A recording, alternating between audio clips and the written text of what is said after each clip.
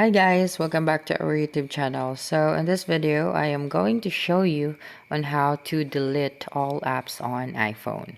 So I am going to show you here a manual. Now the question is, can you delete all iPhone apps at once? Well, yes and no. Unfortunately, Apple doesn't give us the option to quickly flip a switch or delete all apps at once, but that doesn't mean that you're completely out of luck. We can use the multi-delete app using the jailbreak method.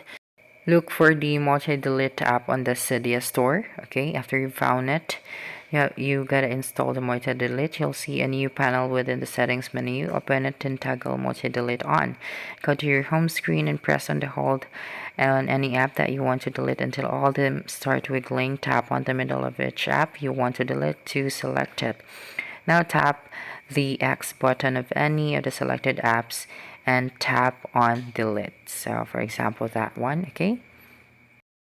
Now the other option is to offload an app manually. So to do this, you just have to open the settings on your iPhone and select general.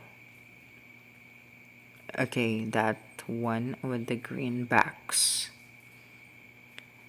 The second option, the second step is to tap on iPhone storage.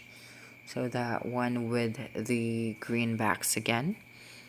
So after that, locate and tap on the app you'd like to offload. And then tap offload app. Keep in mind you can also delete apps individually by following these steps. Simply click on the delete app option and confirm. For some, this may be easier method than long pressing the app on the phone's home screen and tapping on the delete app option. Okay, so now how to offload apps automatically.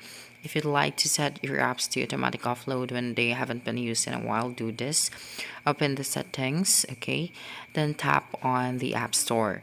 Now scroll down and toggle the offload and use apps option on so that it turns green.